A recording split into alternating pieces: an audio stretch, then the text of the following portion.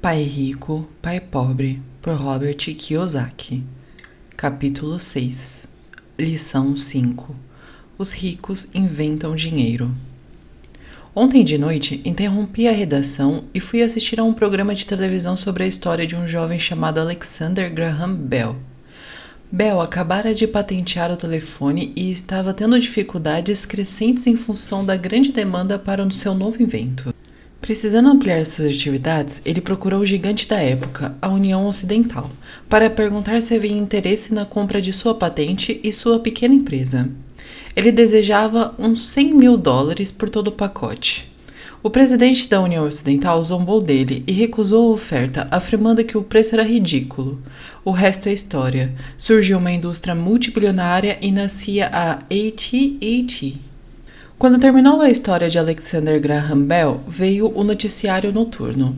Entre as notícias estava o downsize de outra empresa local. Os trabalhadores estavam furiosos e reclamavam que os donos das empresas estavam sendo injustos. Um gerente demitido, de cerca de 45 anos de idade, estava na fábrica com sua mulher e 2 crianças, pedindo aos guardas que os deixassem entrar para falar com os proprietários, a fim de solicitar que eles reconsiderassem a sua demissão. Ele acabara de comprar uma casa e estava com medo de perdê-la. A câmera focalizava suas queixas para que todo mundo pudesse ver. Não preciso dizer que isso prendeu minha atenção. Ensino profissionalmente desde 1984. Tem sido uma experiência muito gratificante e também uma atividade perturbadora, pois tenho ensinado para milhares de pessoas e vejo algo em comum em todos nós, incluindo eu próprio. Todos temos um potencial tremendo e fomos abençoados com dons. Contudo, a única coisa que nos detém é alguma insegurança. Não é tanto a falta de informação, mas sim a falta de autoconfiança. Alguns são mais afetados do que os outros. Quando saímos da escola, a maioria de nós sabe que o que conta não é tanto o título que obtivemos ou as notas que tiramos. No mundo real, fora da academia, é necessário algo mais do que simplesmente notas. Já ouvi falar de tanta garra, ousadia, audácia, coragem, cara de pau, esperteza, tenacidade, brilho. Este fator, qualquer que seja o nome que lhe se atribui, é mais decisivo, em sua última instância, para o futuro do que nossas notas obtidas ao longo dos estudos. Dentro de cada um de nós há alguma dessas características. Existe também o reverso das mesmas, pessoas que, se necessário, se ajoelhariam suplicantes. Depois de passar um ano no Vietnã, como piloto da Marinha, passei a conhecer intimamente esses 2 aspectos dentro de mim. Nenhum deles é melhor do que o outro. Contudo, como professor, reconheço que são o medo excessivo e a falta de autoconfiança os grandes empecilhos à manifestação do gênio pessoal. Partia meu coração ver estudantes que sabiam as respostas e que, no entanto, não tinham coragem de agir em consequência. Muitas vezes, o mundo real não são os talentosos que vão em frente, mas os ousados. Em minha experiência pessoal, o gênio financeiro exige tanto conhecimento técnico quanto ousadia. Se o medo for muito forte, o gênio se extingue. Nas aulas, incentivo firmemente os estudantes a aprenderem a assumir riscos, a serem ousados, a deixarem seu gênio converter seu medo em poder e brilhantismo. Funciona para alguns e apavora outros. Acaba percebendo que a maioria das pessoas, quando se trata de dinheiro, prefere a segurança. Tive que responder a perguntas como: por que arriscar? Por que me dar ao trabalho de desenvolver o meu QI financeiro? Por que me alfabetizar financeiramente? E a resposta é: para ter mais opções. Há grandes mudanças à nossa frente. Comecei com a história do jovem inventor Alexander Graham Bell. Nos próximos anos haverá mais pessoas como ele. Haverá centenas de pessoas como Bill Gates e empresas extremamente bem-sucedidas como a Microsoft, sendo criadas a cada ano em todo o mundo, e também haverá muito mais falências, demissões e downsize. Então, por que se preocupar em desenvolver o QI financeiro? Ninguém pode responder isso a não ser você. Contudo, posso dizer o porquê eu o faço. Faço porque esta é a época mais empolgante para se viver. Prefiro saudar a mudança do que temê-la. Prefiro me entusiasmar com a possibilidade de ganhar milhões do que me preocupar com não conseguir um aumento de salário. O período em que nos encontramos é arrebatador. Não tem precedentes na história mundial. As gerações futuras olharão para esta época e verão o quanto de vibrações deve ter havido. Terá sido a morte do velho e o nascimento do novo. Terá sido tumultuada e empolgante. Então, por que se preocupar em desenvolver o QI financeiro? Porque se você o fizer, poderá prosperar muito. E se você não o fizer, este será um período apavorante. Será uma época em que pessoas seguem ousadamente em frente, enquanto outras se agarram a modos de vida decadentes. Há 300 anos, a terra era riqueza, de modo que quem possuísse, possuía a riqueza. Então apareceram as fábricas e a produção e os Estados Unidos ascenderam ao domínio. Os industriais eram os donos da riqueza. Hoje é a informação. E a pessoa que tiver a informação na hora certa terá a riqueza. O problema é que a informação voa em volta do mundo à velocidade da luz. A nova riqueza não fica restrita por limites e fronteiras, como ocorriam com as fábricas. As mudanças serão mais aceleradas e dramáticas. Haverá um aumento impressionante de novos multimilionários e haverá também os que ficam para trás. Atualmente vejo tantas pessoas com dificuldades trabalhando mais arduamente simplesmente porque se agarram às velhas ideias. Querem que tudo seja como era antes, resistem à mudança. Conheço pessoas que estão perdendo seus empregos e suas casas e que culpam a tecnologia, ou a economia, ou o chefe. Infelizmente, elas não percebem que elas próprias podem ser o problema. Velhas ideias são o seu maior passivo. É um passivo simplesmente porque não conseguem perceber que aquela ideia ou maneira de fazer alguma coisa que era um ativo ontem, mas não existe hoje. Uma tarde estava ensinando a investir utilizando um jogo de tabuleiro, Cash Flow, que inventei como uma ferramenta de ensino. Um amigo tinha trazido consigo uma conhecida para assistir à aula. Essa conhecida tinha se divorciado recentemente, sendo grandemente prejudicada pelo acordo feito, e agora estava à procura de respostas. Seu amigo pensou que a aula pudesse ajudar. O jogo foi criado de modo a ajudar as pessoas a entender como funciona o dinheiro. Ao jogar, aprendem a interação entre a demonstração de renda e o balanço. Elas aprendem como o dinheiro flui entre os dois e como a trajetória para a riqueza depende de aumentar o montante gerado mensalmente pela coluna de ativos até o ponto que este supere as nossas despesas mensais. Uma vez atingido esse ponto, você pode abandonar a corrida dos ratos e entrar na pista de alta velocidade. Como disse, algumas pessoas odeiam o jogo, outras adoram e algumas não entendem. Logo no começo do jogo, ela tirou um cartão em que aparecia uma lancha. No início ficou feliz. Oh, ganhei uma lancha! Então, quando o amigo tentou lhe explicar como funcionavam as contas de demonstração de renda e de seu balanço, ela ficou frustrada, porque nunca gostara de matemática. O resto dos jogadores de sua mesa ficaram esperando enquanto o amigo lhe explicava a relação entre demonstração de renda, balanço e fluxo de caixa mensal. De repente, ela percebeu como os números se encaixavam e que a lancha estava comendo viva. No correr do jogo, também foi atingida pelo downsize e teve um filho. Para ela, foi um jogo terrível. Depois da aula, seu amigo se aproximou de mim e disse que ela estava perturbada. Viera para a aula pensando em aprender a investir e não gostara do tempo que gastou com um jogo bobo, disse ela. Seu amigo tentou levá-la a pensar se o jogo não teria sido refletido nela de alguma forma. Com essa sugestão, a mulher pediu o dinheiro de volta. Disse que a mera ideia de que o jogo pudesse ter algo a ver com ela era ridículo. Seu dinheiro foi rapidamente devolvido e ela foi embora. Desde 1984, ganho milhões simplesmente fazendo o que o sistema de ensino na escola não faz. Na escola, a maioria dos professores faz exposições. Eu detestava exposição quando estudante. Logo me aborrecia e minha mente começava devagar. Em 1984, comecei a ensinar por meio de jogos e simulações. Sempre incentivei os estudantes adultos a pensar nos jogos como uma reflexão sobre o que eles já sabem e sobre o que precisam ainda aprender. É um sistema de feedback instantâneo. Em algum lugar de algum professor fazendo uma exposição para o aluno, o jogo lhe devolve uma exposição personalizada, feita sob medida para você. O amigo da mulher que foi embora me ligou mais tarde contando o que estava acontecendo. Ele disse que a amiga estava ótima e se acalmara.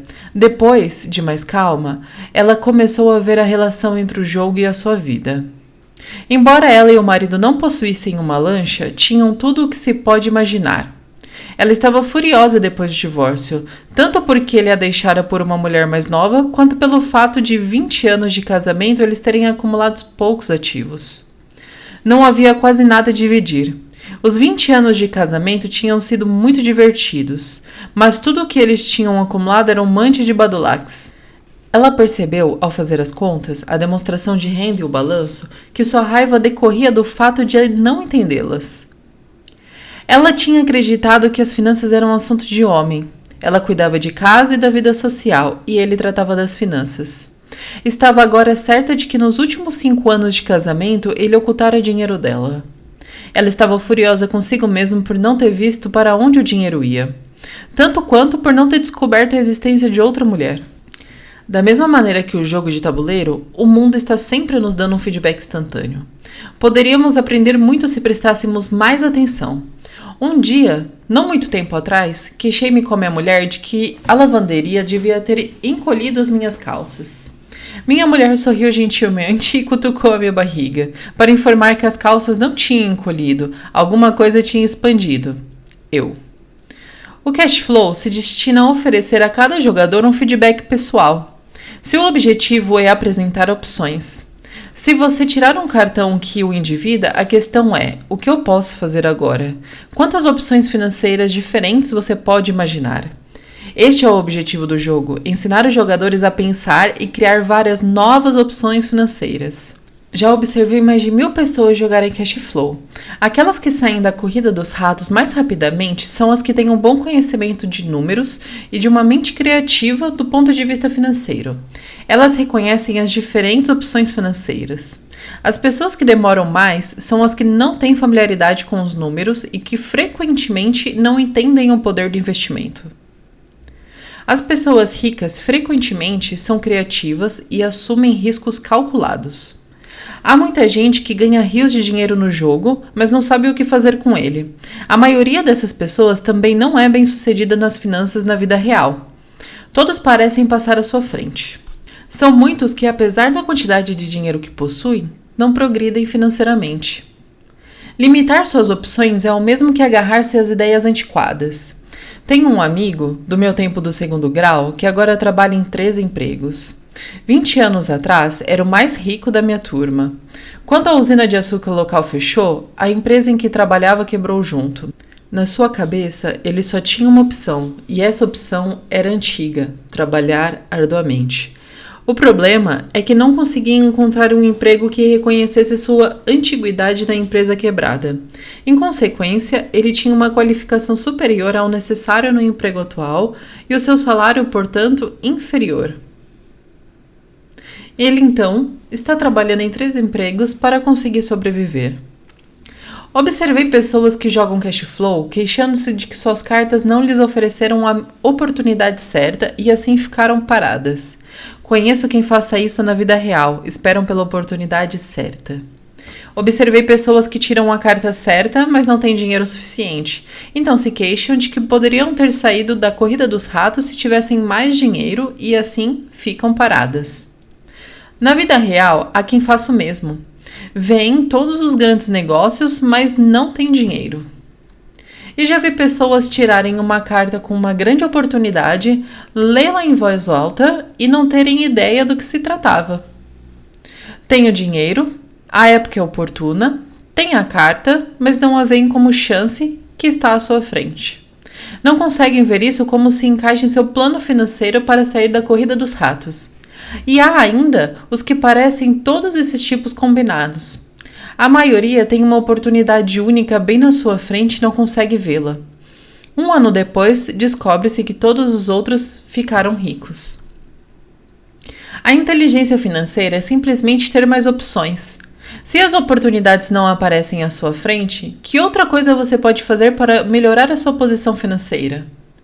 Se uma oportunidade lhe cai do céu e você não tem dinheiro, o banco não lhe dá atenção, o que mais poderia fazer para essa oportunidade trabalhar a seu favor?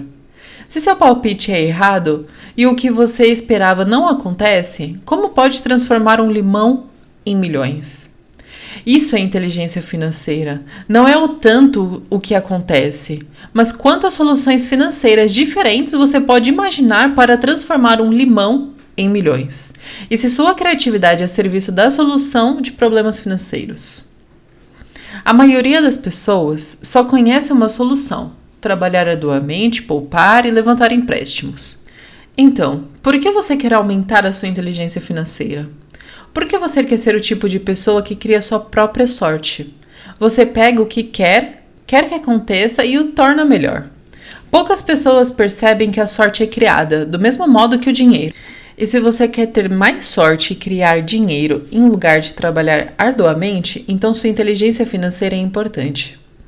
Agora, se você é o tipo de pessoa que fica à espera de que a coisa certa aconteça, pode esperar muito tempo. É como esperar que todas as luzes estejam verdes 5 km antes de começar a viagem. Quando éramos garotos, eu e Mike ouvíamos o pai rico dizer que o dinheiro não é real. Pai rico de vez em quando nos lembrava como chegamos perto do segredo do dinheiro naquele primeiro dia em que começamos a fazer dinheiro com gesso. Os pobres e a classe média trabalham pelo dinheiro, dizia. Os ricos fazem dinheiro. Quanto mais real vocês pensarem que o dinheiro é, tanto mais arduamente trabalharão por ele. Se vocês perceberem que o dinheiro não é real, enriquecerão mais rápido.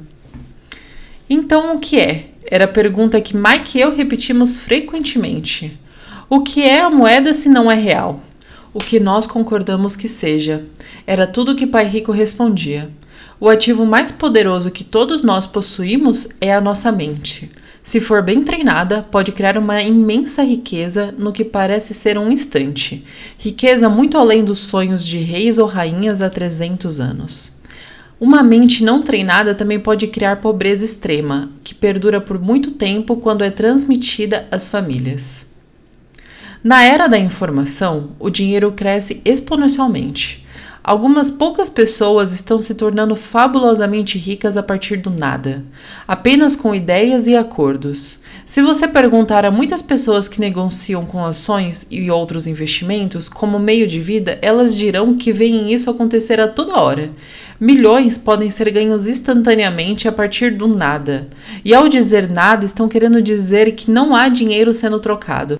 Tudo é feito por um acordo, um sinal manual no pregão, um sinal na tela de um corretor em Lisboa, originado por um corretor em Toronto e de volta a Lisboa, um telefonema para o meu corretor para comprar e outro logo a seguir para vender.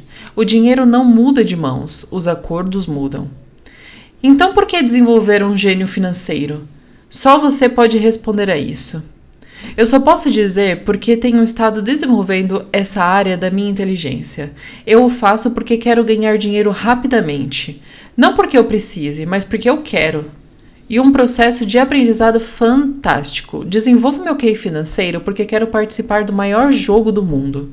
E de minha maneira pequena, gostaria de ser parte dessa evolução sem precedentes na humanidade. A era em que os seres humanos não trabalham com seus corpos, mas apenas com as suas mentes. Aliás, nestas é onde está a ação. É o que está acontecendo, é fantástico, é apavorante e é divertido.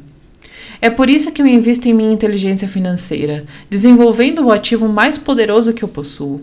Quero estar junto das pessoas que se dirigem ousadamente para frente. Não quero estar entre os que ficam para trás. Vou lhe apresentar um exemplo simples de criação de dinheiro. No início da década de 1990, a economia Fênix estava em uma situação deplorável. Assisti à televisão ao Bom Dia América quando um consultor financeiro começou a prever dias de desgraça e sombra. Seu conselho era: poupe seu dinheiro, ponha $100 de lado a cada mês, dizia, e em 40 anos você será um multimilionário.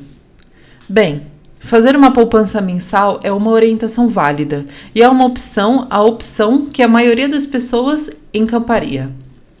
O problema é o seguinte: tornar-nos cegos ao que está acontecendo à nossa volta. Perdem-se grandes oportunidades de um ganho maior. O mundo passa ao largo daqueles que optam por esse caminho. Como disse, a economia estava em uma situação deplorável naquele momento. Para os investidores, essa é a condição perfeita do mercado. Parte de meu dinheiro estava aplicado em ações e apartamentos. Tinha pouco dinheiro em mãos. Como todos estavam se desfazendo de coisas, eu estava comprando. Eu não estava poupando, estava investindo. Minha mulher e eu tínhamos mais de $1 milhão trabalhando em um mercado que crescia rapidamente. Era a melhor oportunidade para investir. A economia encontrava-se em má situação. Eu não podia deixar aqueles pequenos negócios passarem ao largo. Casas que valiam $100 mil estavam agora sendo oferecidas por $75 mil. Mas em vez de comprar na imobiliária local, comecei a comprar no escritório do advogado especializado em falência ou em degraus do tribunal. Nesses lugares, uma casa de $75 mil pode ser adquirida por $20 mil ou menos. Com uns $2 mil que um amigo me emprestou por 90 dias em encargos de $200, dei ao advogado um cheque como entrada. Enquanto a aquisição estava sendo processada, coloquei um anúncio no jornal oferecendo uma casa que valia $75 mil por $60 mil sem entrada. Choveram telefonemas. Depois de verificado o cadastro dos possíveis compradores e de que a casa fora passada para o meu nome, os interessados puderam vê-la. Foi uma loucura. Em alguns minutos a casa estava sendo vendida. Pedi ao comprador $2.500 como taxa de processamento, o que foi logo pago imediatamente e depois da transação passou às mãos da financeira. Devolvi ao meu amigo os $2 mil como um adicional de $200. Ele ficou feliz, o comprador da casa ficou feliz, o advogado ficou feliz e eu fiquei feliz. Vendi por $60 mil uma casa que me custou $20 mil. Os $40 mil foram criados com o dinheiro que estava em minha coluna de ativos na forma de promissórias do comprador. Tempo total de trabalho, 5 horas. Agora que você está alfabetizado financeiramente e lê os números, mostrarei por que isto é um exemplo de dinheiro sendo inventado. Nessa fase de mercado deprimido, minha mulher e eu fizemos 6 de tais simples transações nas horas vagas. Enquanto o grosso do nosso dinheiro estava aplicado em imóveis maiores e ações, conseguimos criar mais de $190 mil em ativos, promissórias a juros de 10%. A partir dessas 6 transações de compra, cria e venda, isso representa uma renda anual de aproximadamente $19 mil. Boa parte dos quais abrigados sob o manto de nossa sociedade anônima. Esses $19 mil anuais se destinarão sobretudo a pagar os carros de nossa empresa, gasolina, viagens, seguros, jantares com alguns clientes e outros. Quando o governo tributa essa renda, ela já foi gasta com despesas legalmente dedutíveis. Isso foi um exemplo simples de como o dinheiro é inventado, criado e protegido usando a inteligência financeira. Pergunte-se, quanto tempo levaria para poupar $190 mil? O banco lhe pagaria com juros de 10% sobre esse dinheiro? E a promissória é de 30 anos. Espero que eles nunca me paguem os $190 mil. Eu teria que pagar os impostos se eles me pagassem o principal. E além disso, $19 mil pagos ao longo de 30 anos gerarão uma renda de pouco mais de $500 mil. Já vi pessoas perguntarem o que aconteceria se o comprador não pagasse. Também seria bom. O mercado imobiliário de Phoenix foi, entre 1994 e 1997, um dos mais quentes do país. Aquela casa de $60 mil teria sido retomada e revendida por $70 mil, mais outros 2.500 a títulos de despesa de processamento, e ainda seria um bom negócio para o novo comprador. E o processo prosseguiria. Se você lembra, a primeira vez que vendi essa casa, devolvi os $2 mil. Tecnicamente, não pus dinheiro na transação. Meu retorno sobre o investimento, o ROI, é infinito. Esse é um exemplo de um monte de dinheiro sendo feito a partir de nada. Na segunda transação, quando eu revendi, eu teria posto $2 mil no meu bolso e renovado o empréstimo por 30 anos. Qual teria sido o ROI se eu recebi o dinheiro para fazer o dinheiro? Não sei, mas sem dúvida é muito mais do que seria obtido poupando $100 todos os meses. O que na verdade acaba sendo equivalente a $150, porque se trata de uma renda, já descontando o imposto, durante 40 anos a 5%, e que novamente sofrerá tributação de 5%. Não é algo muito inteligente. Pode ser seguro, mas não é esperto. Atualmente, em 1997, enquanto estou escrevendo esse livro, as condições do mercado são exatamente o oposto do registrado há 5 anos atrás. O mercado de Fênix é a inveja dos Estados Unidos. As casas que eram vendidas a $60 mil agora valem $110 mil. Há ainda oportunidades, mas me custariam um ativo valioso, meu tempo. Sair por ir atrás delas são raras. Mas hoje há milhares de compradores buscando esses negócios e apenas uns poucos faria sentido financeiramente. O mercado mudou, e o tempo de mudar e buscar novas oportunidades para a coluna de ativos. Você não pode fazer isso aqui, isso é contra a lei, você está mentindo. Ouça esses comentários com muito mais frequência do que: você pode me mostrar como fazer isso? A matemática é simples. Você não precisa de álgebra ou de cálculo. Não escrevo muito porque a financeira cuida do lado legal da transação e do controle de pagamento. Não preciso consertar tetos ou instalações hidráulicas porque os proprietários cuidam disso. É a casa deles. De vez em quando alguém não paga e isso é muito bom porque há multas de mora ou eles se mudam e a propriedade é vendida de novo. O sistema judiciário cuida disso. Pode até não funcionar na sua região. As condições de mercado podem ser diferentes, mas o exemplo ilustra como um processo financeiro simples cria centenas de milhares de dólares com pouco dinheiro e baixo risco. É um exemplo de dinheiro sendo apenas um contrato. Qualquer pessoa com instrução secundária pode fazer isso. Contudo, muita gente não o faz. Muita gente segue o conselho padrão. Trabalhe arduamente e poupe dinheiro. Mantivemos a sigla ROI, que é Returns ou Investimento, por esta ser frequentemente encontrada em publicações financeiras. Com cerca de 30 horas de trabalho, foram criados aproximadamente $190 mil na coluna de ativos sem ser pago impostos. O que lhe parece mais complicado? 1. Trabalhar arduamente, pagar impostos com alíquota de 50%, poupar o que sobra, suas poupanças rendem 5%, que também são tributadas. Ou despender tempo para desenvolver sua inteligência financeira e dominar o poder do seu cérebro e a coluna dos ativos. Acrescente isso o tempo. Este é um dos seus maiores ativos, que levará para poupar $190 mil se você escolher a opção 1. Agora você pode entender porque eu balanço a cabeça silenciosamente quando ouço os pais dizerem: meu filho está indo muito bem na escola e está recebendo uma boa instrução. Pode ser bom, mas é adequado? Sei que a estratégia de investimento acima é pequena. Foi usada para mostrar como o pequeno pode transformar-se em grande. Novamente, meu sucesso reflete a importância de um sólido embasamento financeiro, o que começa com uma boa instrução financeira. Já disse antes, mas vale a pena repetir. A inteligência financeira é construída por essas 4 habilidades técnicas.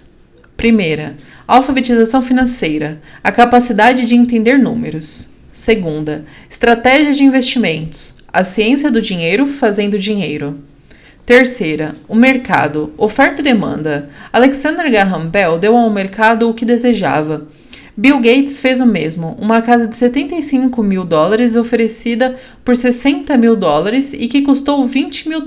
Também foi o resultado de perceber uma oportunidade criada pelo mercado. Alguém estava comprando e alguém estava vendendo.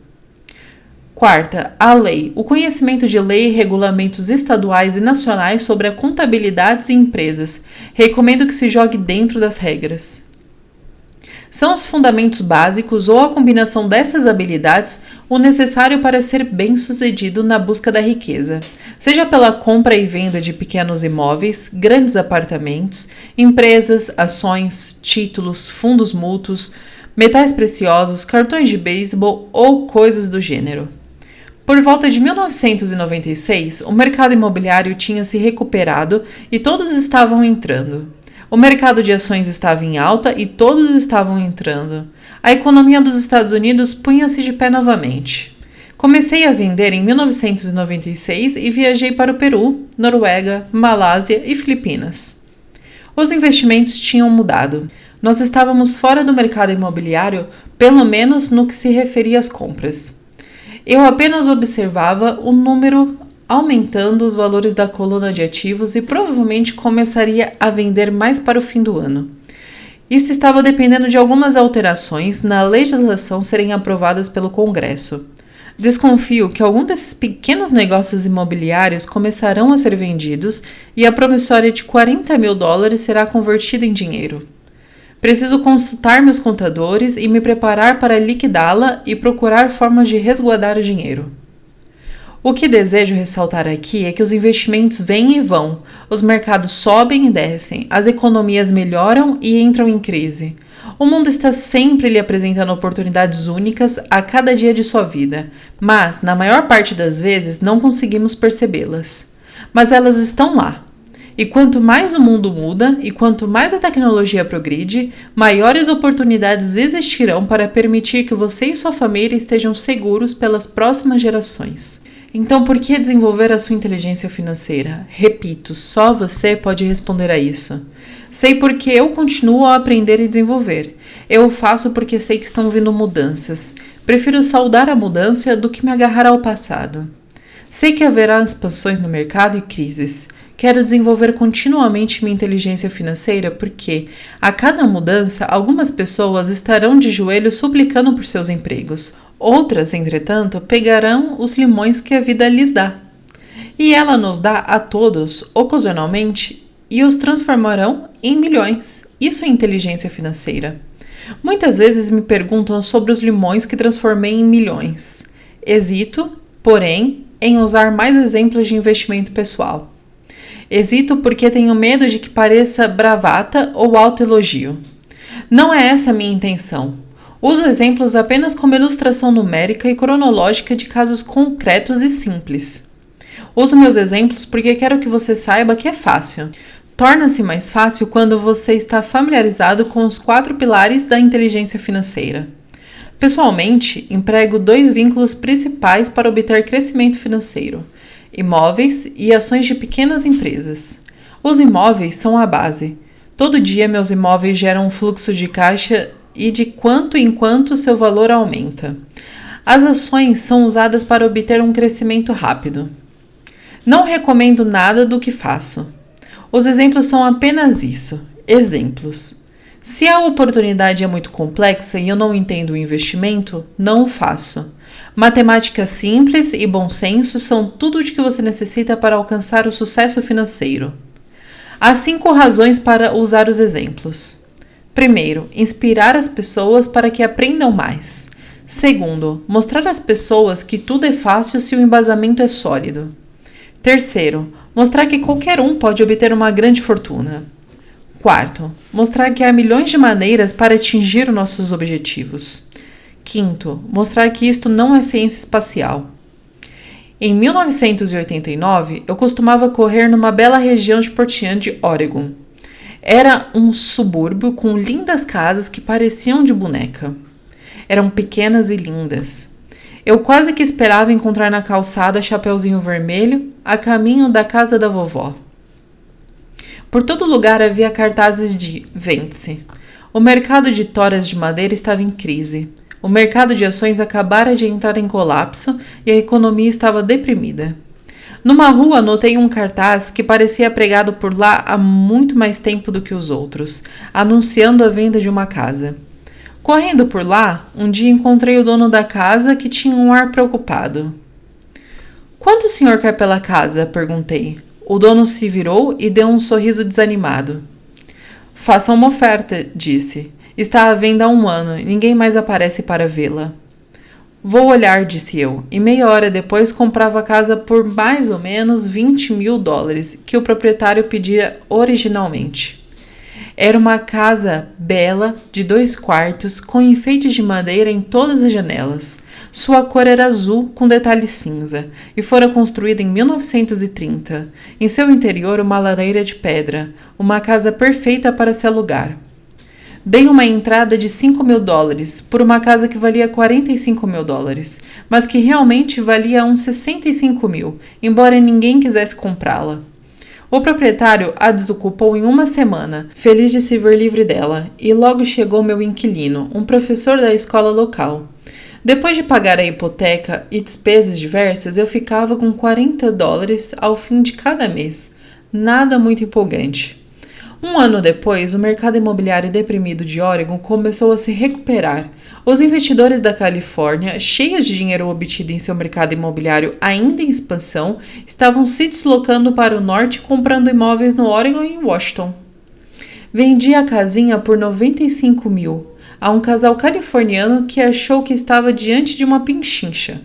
Meu ganho de capital de cerca de $40.000 foi empregado numa aplicação amparada pela Seção 1031 e comecei a procurar por um lugar onde pôr o dinheiro. Em um mês encontrei um prédio com 12 apartamentos perto da fábrica da Intel em Oregon. Seus donos moravam na Alemanha e não tinham ideia de quanto valia o local e que novamente só queriam se desfazer do imóvel. Ofereci 275 mil por um prédio que valia 450 mil. Concordaram com 300 mil. Comprei e fiquei com ele por 2 anos. Utilizando o mesmo processo de troca de imóveis com tributação deferida, minha mulher e eu vendemos o prédio por 495 mil e compramos outro com 30 apartamentos em Phoenix, em Arizona. Naquela época, nos mudamos para Phoenix para sair de uma crise e teríamos que vendê-lo de qualquer maneira.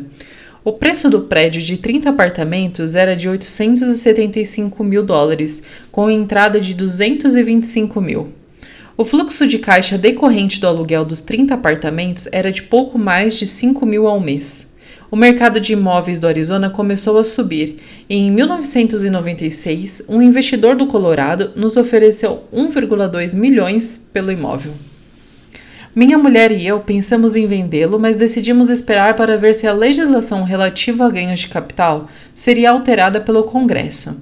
Se mudasse, o imóvel deveria aumentar, acredito, outros 15% ou 20%. Além disso, uns 5 mil ao mês era um bom fluxo de caixa. Este exemplo mostra como é possível transformar uma pequena soma de dinheiro em outra muito maior.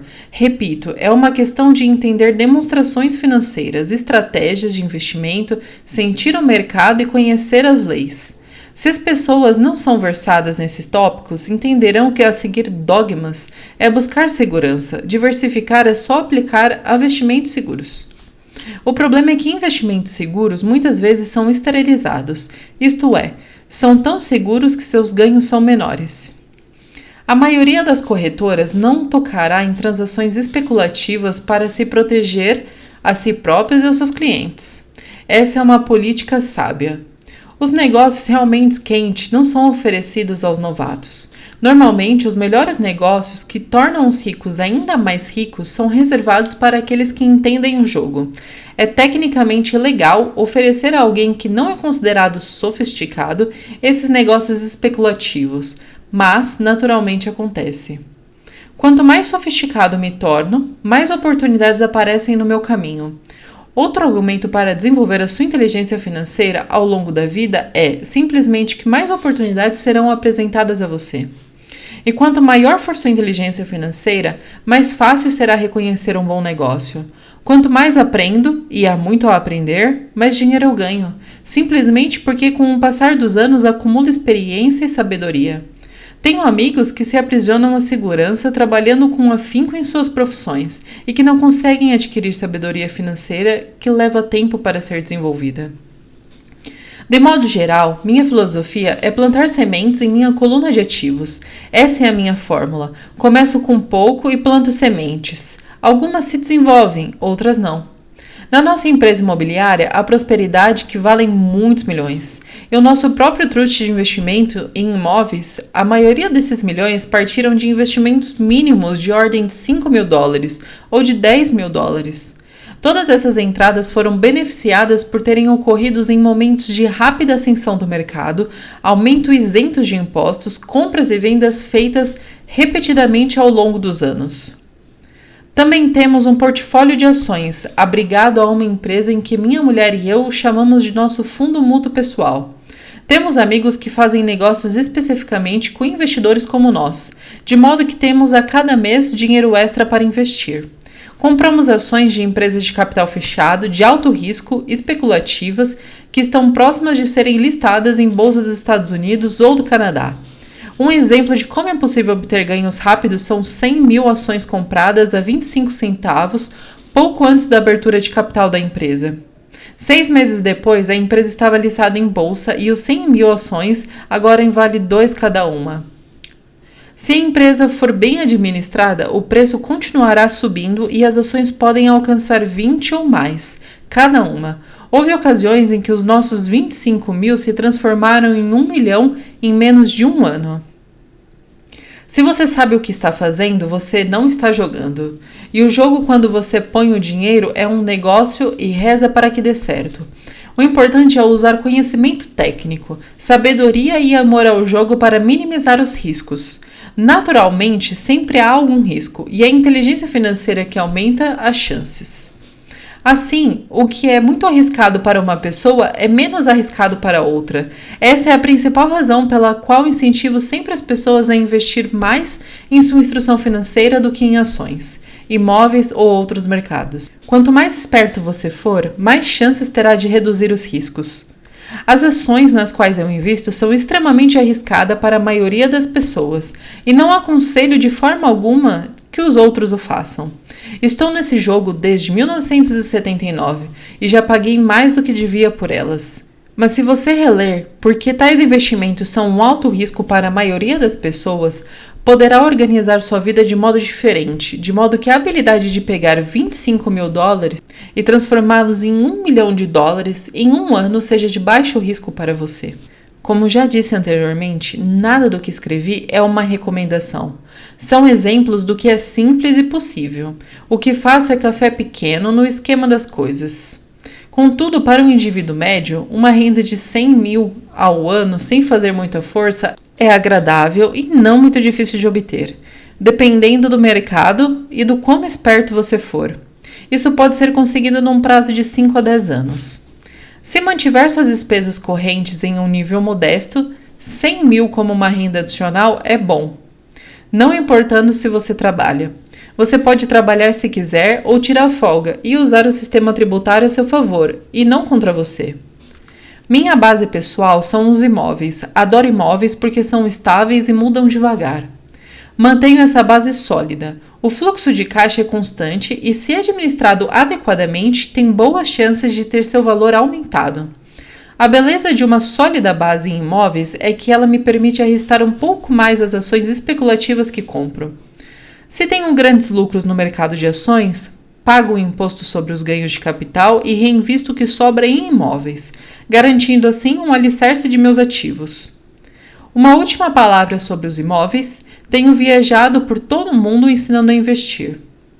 Em todas as cidades ouço as pessoas dizerem que não há imóveis baratos. Não é a minha experiência. Mesmo em Nova York ou Tóquio, ou mesmo nos arredores das cidades, há pechinchas desprezadas pela maioria das pessoas. Em Singapura, que atualmente registra uma alta no preço dos imóveis, pode-se encontrar ainda pechincha em locais muito distantes. Logo, sempre que ouço alguém me dizer "Você não pode fazer isso aqui", respondo que talvez a afirmação adequada seja "Não sei como fazer isso aqui ainda". As grandes oportunidades não são vistas com os olhos, são vistas com a mente. Muita gente não ficará rica nunca simplesmente porque não tem o treinamento financeiro para reconhecer a oportunidade que está bem à sua frente. Muitas vezes me perguntam, como começo? No último capítulo, mostro 10 passos que segui na trajetória para minha independência financeira, mas sempre lembro que é preciso que seja divertido. É apenas um jogo. Algumas vezes você ganha e outras aprende. Mas divirta-se. A maioria das pessoas nunca ganha porque tem medo de perder. É por isso que a escola é tão tola. Na escola aprendemos que os erros são maus e somos punidos por cometê-los. Contudo, se você prestar atenção à maneira como seres humanos aprendem, verá que aprendemos errando. Aprendemos a andar caindo. Se nunca cairmos, não andaremos nunca. O mesmo quanto andar de bicicleta. Ainda tenho cicatrizes nos joelhos, mas hoje ando de bicicleta sem pensar. O mesmo vale para enriquecer. Infelizmente, a principal razão pela qual a maioria das pessoas não é rica é o pavor de perder. Os vencedores não têm medo de perder, mas os perdedores sim. Os fracassos são a parte do processo do sucesso. As pessoas que evitam os fracassos também evitam os sucessos. Penso no dinheiro de forma semelhante ao meu jogo de tênis. Jogo muito, erro, corrijo, erro mais, volto a corrigir e melhoro o meu jogo. Se eu perder o jogo, vou até a rede e aperto a mão do meu adversário, sorrio e digo: até sábado. Há 2 tipos de investidores.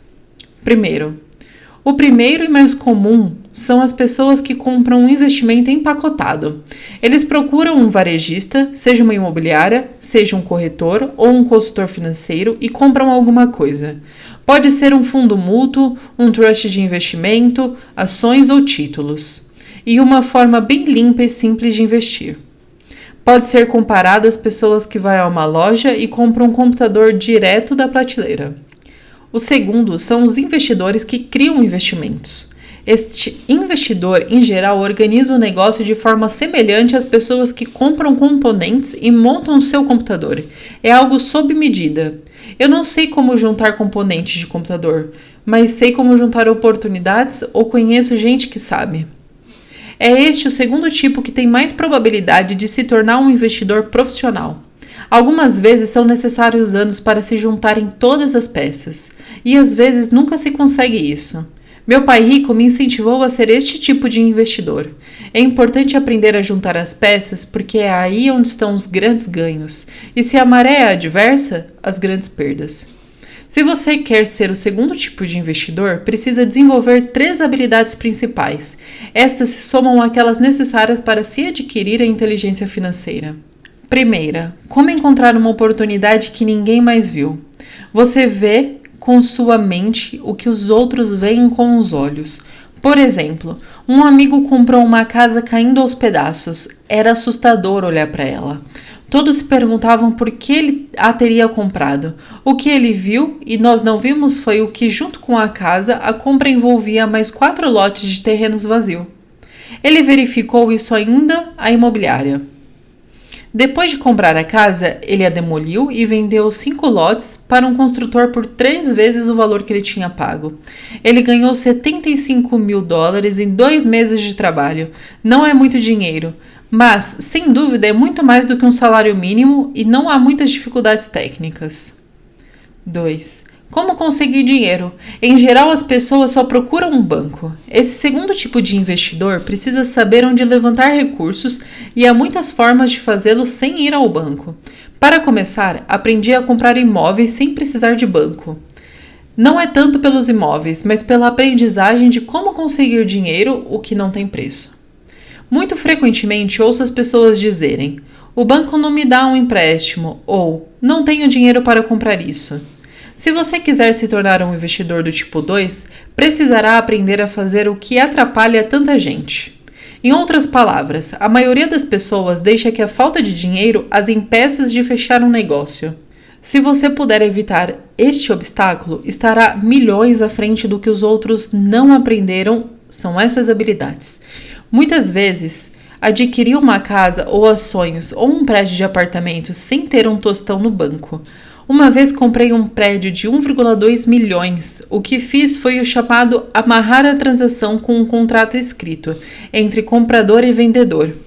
Então consegui o necessário para pagar o depósito de $100.000, o que me permitiu obter 90 dias para levantar o resto do dinheiro. Por que eu fiz isso? Simplesmente porque eu sabia que o prédio valia 2 milhões. Nunca levantei o dinheiro. Em lugar disso, a pessoa depositou $100.000, me deu 50 mil por ter encontrado o prédio, assumiu minha posição e eu saí do negócio. Total de tempo trabalho foi 3 dias. Repito, conta mais o que você sabe do que o que você compra. Investir não é comprar, é conhecer. 3. Como organizar pessoas espertas. Pessoas inteligentes são aquelas que trabalham com ou contratam uma pessoa mais inteligente do que elas. Quando você precisa de orientação, assegure-se de escolher sabiamente seu conselheiro. Há muito mais o que aprender, mas a recompensa pode ser astronômica. Se você não quer aprender essas habilidades, então é aconselhável ser um investidor do tipo 1. Sua riqueza é o que você sabe. Seu maior risco é o que você não conhece. Sempre há risco, de modo que aprenda a administrá-lo em vez de evitá-lo.